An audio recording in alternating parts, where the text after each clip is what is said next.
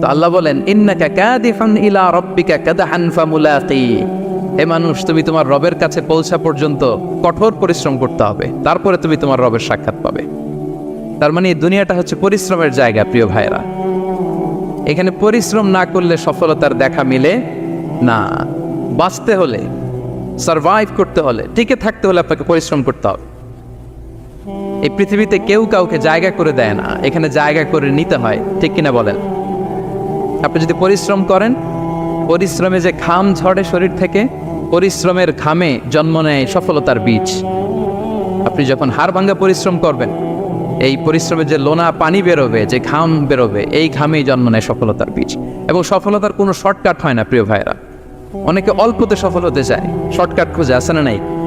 না, সফলতার জন্য আপনাকে লং কাটে যেতে হবে। ওখানে কোনো লিফট থাকে না, সিঁড়ি বেয়ে উঠতে হয়। অনেকে চায় যে সফলতার লিফটে উঠবো, সুইচ চাপবো, সাকসেসফুল ইন লাইফ। না, এত সহজ না, আপনাকে সিঁড়ি বেয়ে উঠতে হবে। তাহলে পরিশ্রমের কোনো বিকল্প নেই। এই দুনিয়াটা হচ্ছে পরিশ্রমের জায়গা, সংগ্রামের জায়গা। আপনি সফল হতে হলে আপনাকে পরিশ্রম করতে হবে, করতেই হবে। আর পরিশ্রমে কোনো লজ্জা নেই। আমি বিভিন্ন আমার আলোচনায় বলি, কাজে লজ্জা নেই। কিসে লজ্জা নেই? আওয়াজ করে বলুন সবাই। কাজে লজ্জা নেই। লজ্জা হচ্ছে অলসতায়, লজ্জা হচ্ছে হাত পাতায়, লজ্জা হচ্ছে অকর্মণ্যতায়। কাজে লজ্জা আছে? লজ্জা কিসে বলেন সবাই? লজ্জা হচ্ছে অলসতায়, অকর্মণ্যতায়। যারা কাজ না করে ফুটানি মারে, ওইটাতে লজ্জা। অনেকে আছে ফুটানি মারে, আছে না নাই? কাজ করে না, সব ফুটানি, এই ফুটানিতে লজ্জা। কিন্তু পরিশ্রমে কোনো লজ্জা নেই। এজন্য আল্লাহ তাআলা বললেন, ইয়া আইয়ুহাল ইনসান ইন্নাকা কাদিহুন ইলা রাব্বিকা কাদহান ফামুলাকি, হে মানুষ তোমার রবের কাছে পৌঁছা পর্যন্ত তোমাকে পরিশ্রম করতে হবে।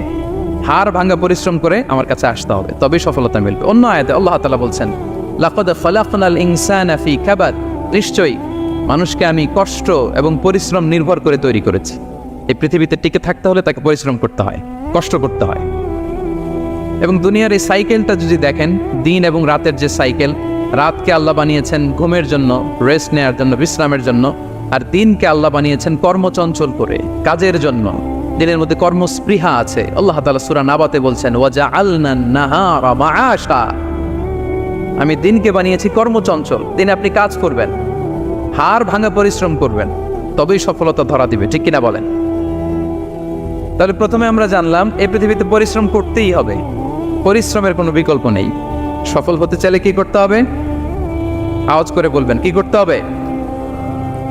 এবং ইসলাম এই পরিশ্রমকে উৎসাহিত করে, পরিশ্রমের মাধ্যমে যে ইনকাম, এটাকে উৎসাহিত করে। বিষ্ণু ঈসা ইসলাম বলেন, মা আকালা আহাদুন তাআমান কাত্তু খায়রান আইয়াকুলা মিন আমালি ইয়াদাই, মানুষ পরিশ্রম করে তার দুই হাত দিয়ে উপার্জন করে যে জীবিকা নির্বাহ করে, এর চেয়ে শ্রেষ্ঠ জীবিকা পৃথিবীতে আর নেই। আল্লাহু আকবার। আপনারা যারা কষ্ট করে ঘাম ঝরিয়ে উপার্জন করেন, এই পৃথিবীতে এর চেয়ে শ্রেষ্ঠ উপার্জন আর হতে পারে? পরিশ্রম করে ঘাম ঝরিয়ে আপনি যে রিজিক, এর বন্দোবস্ত আপনার